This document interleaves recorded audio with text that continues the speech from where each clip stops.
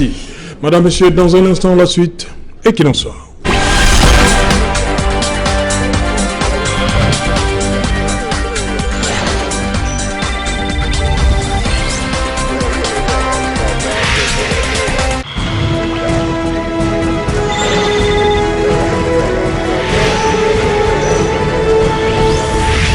Retour sur le plateau Equinoxoir, deuxième partie consacrée au débrief du journal. Madame, Monsieur, toujours en compagnie de Barista Tamfou Richard du Mouvement pour la Renaissance du Cameroun. En face de lui, Jean-Claude Yout du RDPC. Jean-Claude, vous avez suivi un membre de la famille de Samuel Ouazizi qui dit que la famille n'a jamais été informée de la disparition du décès.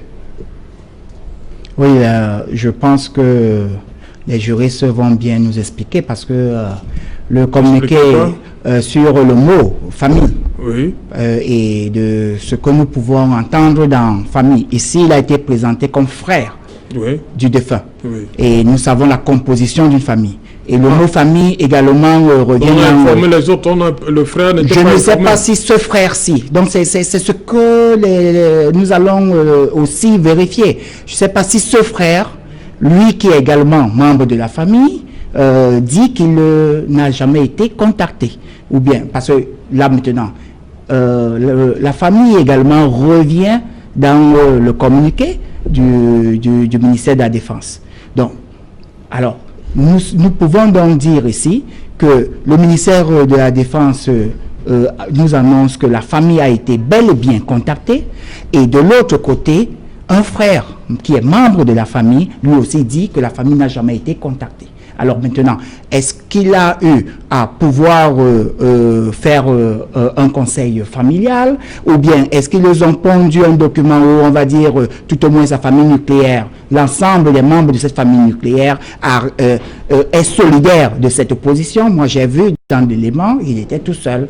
Je ne sais pas s'il était porte-parole de la famille, s'il est le chef de la famille, s'il parlait au nom de tout le monde, de père, mère et tout. Donc c'est ce que nous avons besoin de recenser pour savoir également quels sont les membres de la famille qui ont été bel et bien observés et qui ont pris régulièrement attache et contact avec le défunt Samuel Ouazizi. C'est vraiment cela la problématique. Donc, le tout ici est dans la compréhension du mot famille. Voilà, on va prendre la direction de Yaoundé. Aristide Mono, est-ce que vous comprenez cette...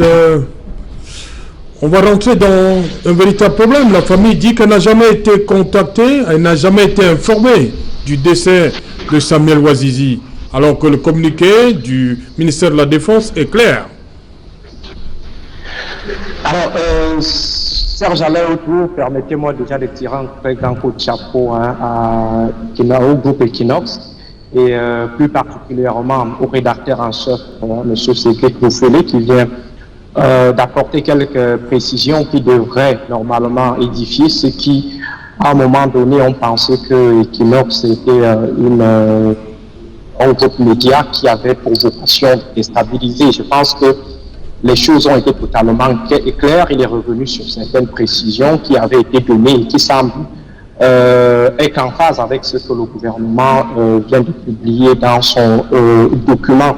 Et ce qui pose à nouveau la question de la communication de notre ministère de la Défense, tout simplement de l'armée, parce que lorsqu'on jette un regard sur le dernier paragraphe du point, on a affaire à une forte politisation d'un communiqué qui, ma foi, devrait rester froid, parce que l'armée n'a pas vocation à rentrer dans des polémiques politiques politiciennes ou alors à titiller les politiciens ou telle tendance politique.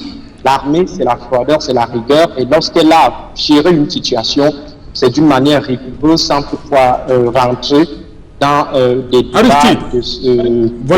politiques. Aristide, vous permettez donc que je lise ces deux derniers paragraphes dont vous faites vous évoquez, voilà, 10 mois plus tard, certains médias et organisations non gouvernementales, nationales et internationales, de lignes éditoriales et d'obédience bien connues, s'offusquent encore d'une pseudo-disparition qui n'en est pas qui n'en est pas une à la vérité.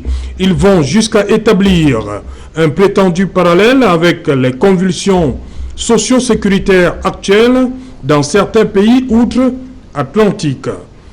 Ce nouvel épisode de diabolisation de nos forces de défense et de sécurité semble clairement s'inscrire dans une logique programmée pour les démoraliser, voire les démobiliser dans la conduite de leur mission de défense de l'intégrité territoriale du pays et de protection des personnes et de leurs biens.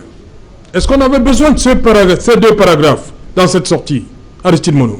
Voilà, je pense que tout est clair dans ce contenu.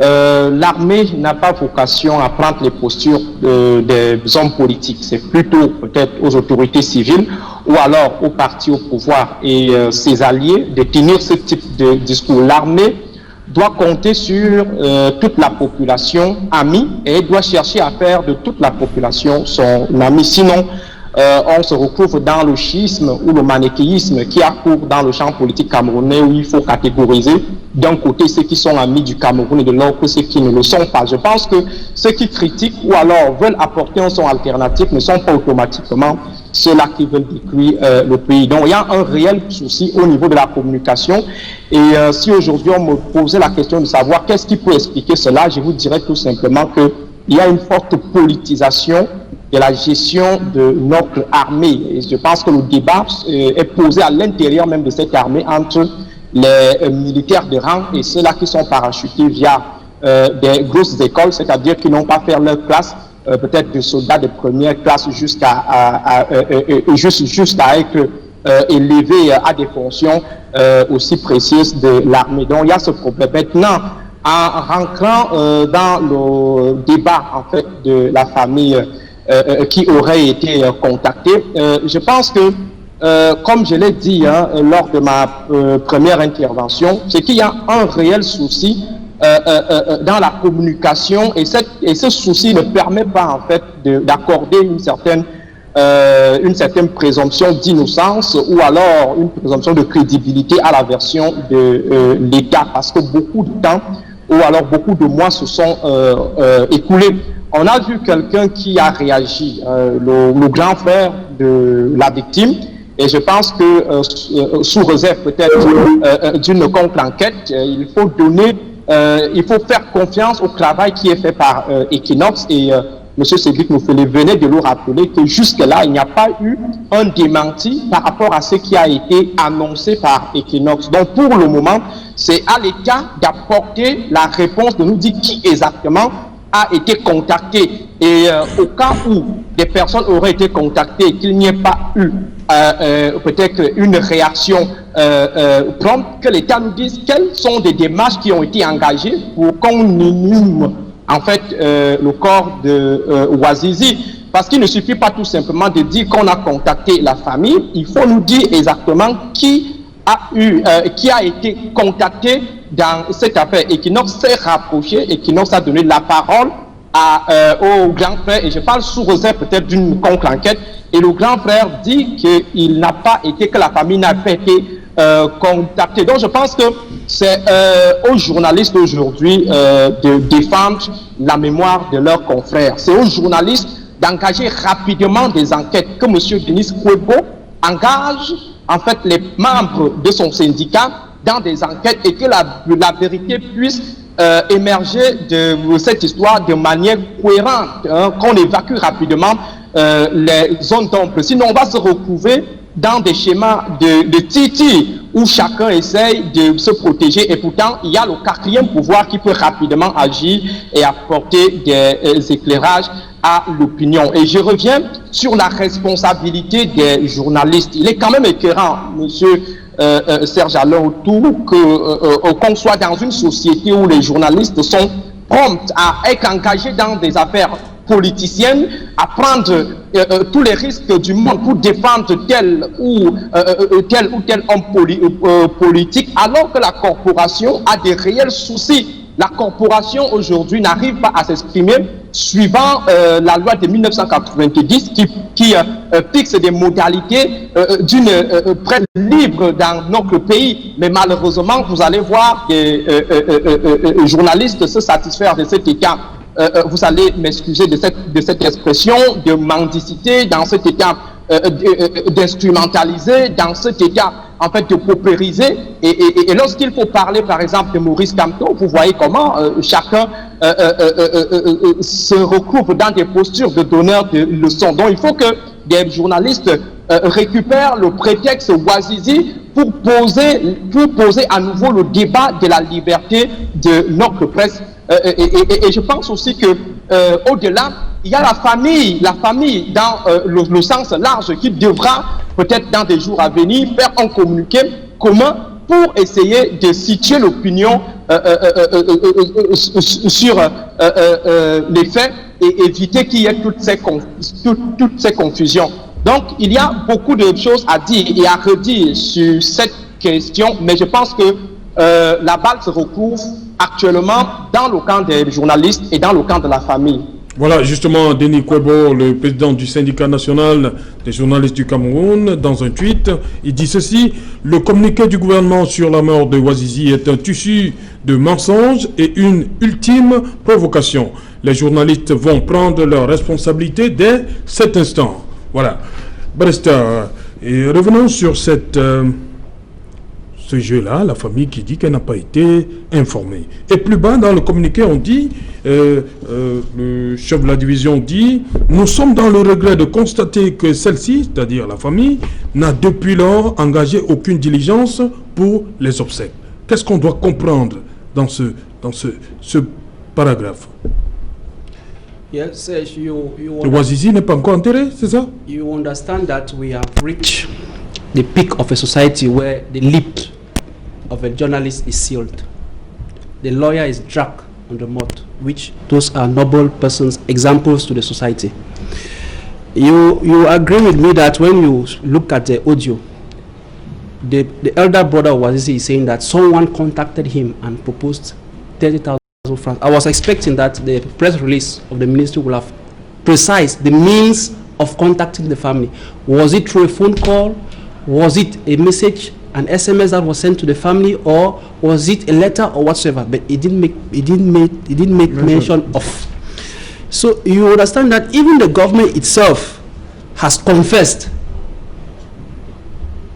that Ouazizi is dead. But now the circumstances surrounding his death, whether the family was informed or not, has not been said. So you see that it's regrettable. This communique cannot hold water. You know, it can't convince someone.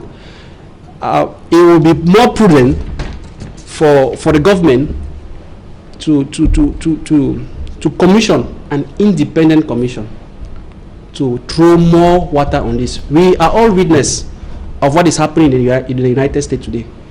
It has reached a peak of provocation that you can't even imagine the day that is going to start. Because when you analyze this communique, it means that even you who is standing here, there is no security to you because you can easily be picked up. No one is informed. You are summarily judged, summarily executed, and then even dumped without the knowledge of your family. So we are not here we are not here like asking for clarification because we are indicting the military.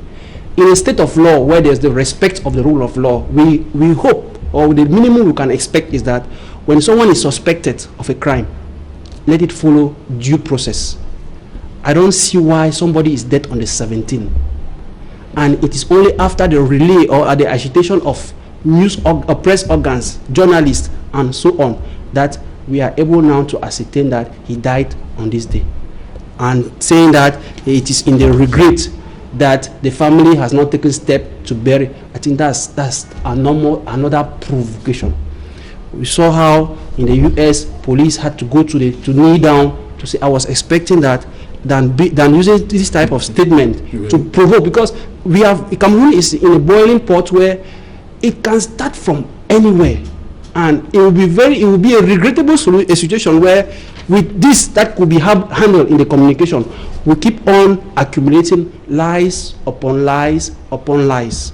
I think if we are not serious, this case of Bouazizi will take us very far. Voilà, Jean-Claude, moi je veux comprendre. Hein. Il dit que la famille n'a pas engagé depuis lors aucune diligence pour les obsèques. Ah ben, je ne sais pas comment est organisée cette famille. C'est-à-dire qui peut prendre une décision peut-être aussi forte ou grande. Je ne sais pas comment est organisée cette famille. Je ne sais pas qui est porte-parole de cette famille. Nous savons que les familles africaines, nous sommes nombreuses. Imaginons que c'est une famille à 50 têtes d'individus, au minimum par exemple. Alors, est-ce que les 50 personnes au même moment vont... Il y a forcément un chef de famille, quelqu'un qui parle au nom de la famille. Ah ben, je n'ai pas eu cette impression-là en écoutant le frère là, tout à l'heure. Voilà. Donc, déjà, ça voudrait dire que je ne sais pas. Je ne voudrais pas dire qu'ils sont organisés ou ils ne sont pas organisés, parce que ce sera véritablement ne pas connaître en profondeur. Mais il est utile et nécessaire que dans le cadre d'une perte, surtout d'un être cher, une famille puisse s'organiser. Ici, par exemple, lorsqu'on nous dit que M. Aristide Mono nous dit que l'armée ne fait pas de la politique, il ne doit pas faire de la politique, à juste titre. L'armée camerounaise ne fait pas de la politique. Ça, c'est vrai. Mais ici, nous parlons d'accusations graves sur notre armée, ce qui peut apporter du discrédit à notre armée. Et vous savez très bien, M. Serge Alain Autou, que le moral des troupes est la chose essentielle dans le cadre de la performance d'une armée. Alors, lorsque on est en train de vouloir saquer le moral des troupes, surtout pour des citoyens camerounais qui ont décidé de pouvoir défendre les couleurs nationales jusqu'au sacrifice suprême, il y a de quoi s'insurger et dire, mais il faut, bon sang, est-ce qu'on a pris réellement conscience de la gravité de l'accusation? J'ai suivi le chef de la rédaction d'Equinox, le rédacteur en chef d'Equinox TV, qui se félicitait qu'Equinox ne fait pas partie des médias qui sont dans cette conspiration de pouvoir apporter du discrédit à l'armée camerounaise. On se félicite de cette position et on la salue. Et nous disons que voilà un exemple de positionnement de médias citoyens. Mais au même moment aussi, c'est contradictoire lorsque il affirme de manière ostentatoire que Samuel Bouazizi a fait l'objet des services corporels. Alors, je me pose la question de savoir quelle est les conclusions du légiste, du médecin légiste qui ont été données à Equinox pour pouvoir avoir ces conclusions, ou bien quelles étaient les manifestations cutanées qui étaient visibles s'il n'y a pas... Vous avez suivi le professeur Jean-Chou Prévost tout à l'heure. Ouais, c'est-à-dire que pour qu'on puisse parler de sepsis sévère, c'est-à-dire qu'il y a forcément une voie. C'est-à-dire les bactéries sont passées par une voie. Oui, les bactéries sont passées par une voie, mais je ne vois pas le lien avec services corporels. Parce que il a aussi dit très bien que lorsque les bactéries sont passées par une voie, ça peut se manifester par un dysfonctionnement des reins, ça peut se manifester par... Donc vous voyez que tout ça, on est en interne, mais ici on est dans une accusation dite de service corporel, qui est d'ordre physiologique. Oui. Donc c'est là où nous nous posons la question que restons cohérents et continuons tout au moins à dire que, eu égard la manifestation de la vérité, voici à peu près la position, et qu'on ne soit pas dans le cadre d'un dossier à charge. C'est aussi simple que ça pour l'instant. Voilà, Aristide Mono, on veut comprendre comment comprendre que les avocats aient continué à aller plaider à Bouya par rapport à la requête, la habeas corpus, sachant que Bouazizi n'était plus de ce monde. Comment comprendre ça? Je pense que c'est une autre incohérence qui devrait être rapidement vidé par votre panéliste représentant du parti au pouvoir qui essaye, tant que de défendre ce qui est difficile à défendre. Je pense que l'hypothèse la plus plausible, c'est qu'à un moment donné, il y a eu tout un mutisme organisé autour de cette histoire. Contrairement à ce qui a été avancé par le communiqué, cette affaire a été gardée au secret jusqu'à récemment. Donc, si les avocats ont continué à se rendre dans les tribunaux, ça signifie qu'ils gardaient espoir. Qui devrait être le premier à maîtriser la situation de M. Ouazizi, si ce ne sont que ses avocats? Alors, si ces derniers n'étaient pas jusqu'ici au courant, ça signifie qu'il y a eu tout un mutisme, tout un flou qui a été entretenu par ceux qui l'ont récupéré. Je ne suis pas peut-être dans une logique de vouloir polir M. Ouazizi, que je ne maîtrisais pas, donc je ne peux pas avoir une idée réelle de ses activités ou alors me prononcer sur ce qui lui est reproché. Mais toujours est-il que on sait que dans la majeure partie des cas, c'est-à-dire dans des arrestations d'ordre sécuritaire, il y a toujours des moyens qui sont déployés, qui ne sont pas toujours conventionnels et qui sont très proches en fait de ce qui est porté aujourd'hui par la société, une certaine société civile qui pense qu'il y a eu une certaine torture. Je ne vais pas revenir sur ce qui a été infligé à certains opposants, que ce soit ceux de l'ère Lee John-Fungi ou ceux de l'ère Kampo. On sait bel et bien que des embastillements sont généralement accompagnés d'un bon nombre de primates qui rentrent dans le cadre des actes inhumains. Donc il faut l'accepter et l'intégrer. C'est connu de tous, ce n'est pas un secret que je suis en train de dévoiler. Donc partant de cette hypothèse de la routinisation de la violence dans des lieux de détention en ce qui concerne la sécurité, et surtout quand ça crée à la politique, on peut donc présumer à un moment donné que la version du gouvernement reste à vérifier et au grave, comme je le disais tout à l'heure, un certain investissement des collègues, M. Ouazizi, pour qu'on ait un peu plus de lumière sur la question. Maintenant, il faut avoir aussi la version officielle des avocats. Qu'est-ce qu'ils disent au sujet de cette publication du gouvernement? En tout cas, Serge Alain, je pense qu'il faut être modéré sans toutefois rentrer dans des déclarations péremptoires ou alors dans des conclusions qui ne peuvent être dénouées. Il faut attendre. Mais ce qu'il faut tenir pour le moment, c'est que au regard de la communication qui arrive en retard, qui n'a pas été proactive ou qui n'a pas été anticipative, il y a matière à revoir la copie qui a été publiée par le gouvernement. Voilà. Il y a le panéliste représentant du RDPC qui disait tout à l'heure que il y a une catégorie de Camerounais qui, sous le prétexte de chercher la vérité, essayent de saquer et de saccager le moral de l'armée.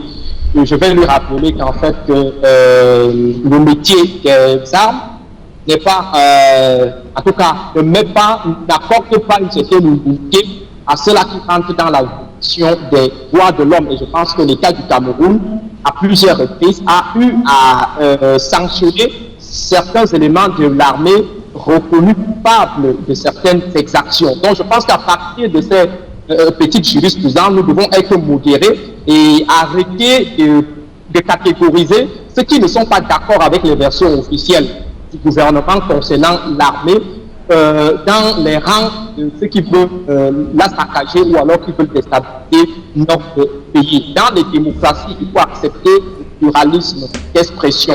Il faut accepter des sons alternatifs. Aujourd'hui, nous avons une version, nous avons plusieurs versions. Il est clair que, sous réserve peut-être de ce qui pourra être dit, que nous soyons très modérés et pondérés et de ne pas jouer peut-être les plus que patriotes par rapport aux autres, tout simplement parce que on ne serait pas d'accord avec le gouvernement ou alors parce qu'on serait d'accord avec ce dernier.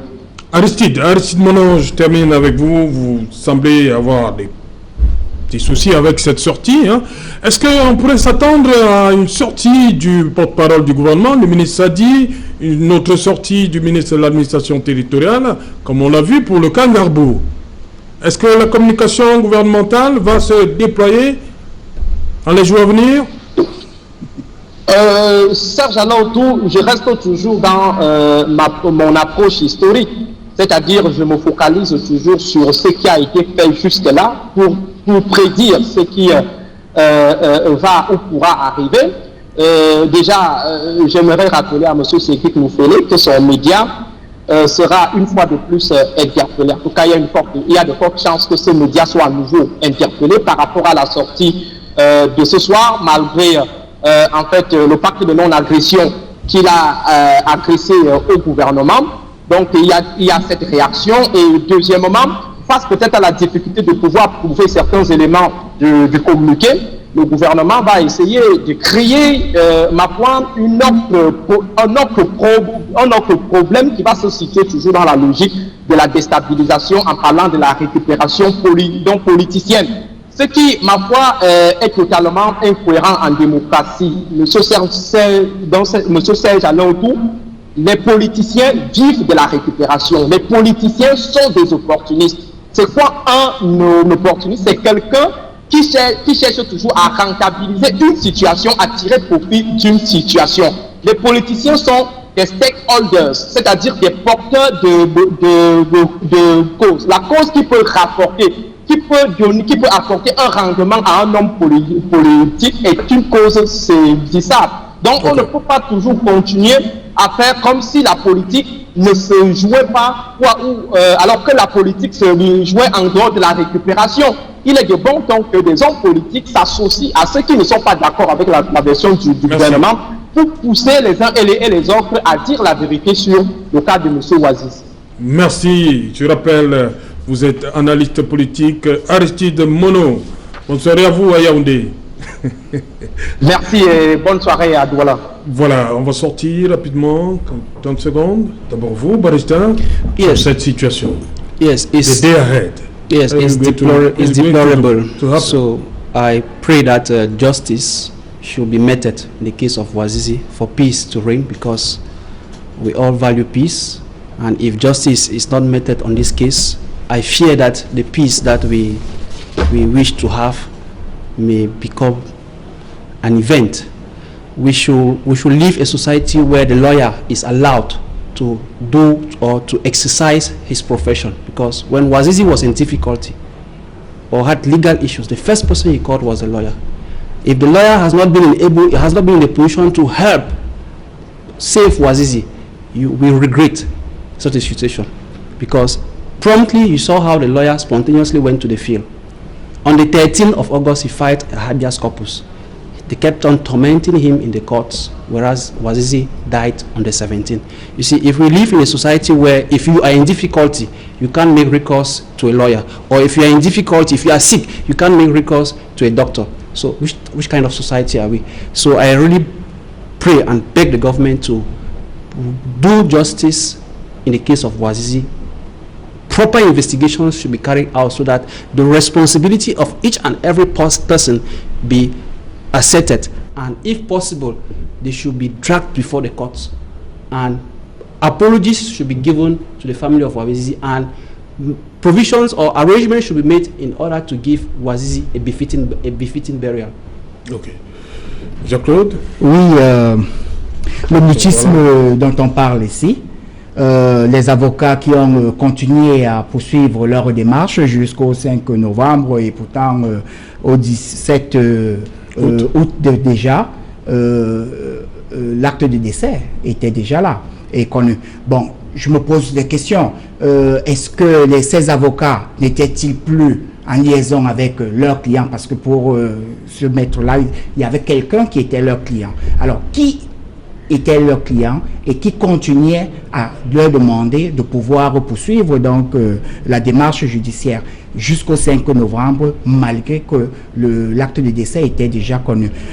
Donc ça fait des questions qui montrent que ce mutisme-là n'est même pas forcément peut-être le mutisme entretenu par le ministère de la Défense, mais plutôt par ceux qui ont sûrement eu l'information, mais qui n'ont plus eu à vouloir, peut-être qu'ils ont estimé qu'ils avaient déjà eu l'ensemble des informations nécessaires. Mais aujourd'hui, on ressort l'affaire et on met sur la table et au niveau des médias, c'est pour peut-être vouloir avoir encore plus de clarification.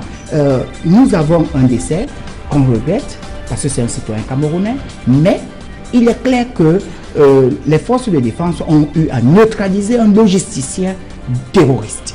Et nous saluons dans la même lancée les forces de défense. Et nous disons tout simplement que il faudrait que nous identifions cette bactérie qui a été parlée par le professeur. Parce qu'apparemment, c'est cette bactérie qui est la cause de la mort de Samuel Ouazizi. Alors, à nous maintenant de connaître cette bactérie, de la ressortir et peut-être... La bactérie oui, c'est-à-dire ressortir, connaître cette bactérie qui a eu... Connaître comment? C'est-à-dire, mais cette bactérie a tué Samuel Ouazizi d'après déjà les dits du spécialiste. Et à partir de là, on peut commencer à prévenir les cas. Peut-être de ce type de mort. Merci. Donc, c'est vraiment merci beaucoup Jean-Claude Youth d'être venu. Merci à vous, barista Tamfo Richard. The pleasure is all mine. Thank you, sir. Merci au professeur Dianchour depuis Montréal. Merci également à Aristide Mono qui était en direct de Yaoundé. Madame, Monsieur, nous sommes donc arrivés au terme de cette édition qui boucle la semaine Equinox Soir. Bonsoir, Bac Baiser 2.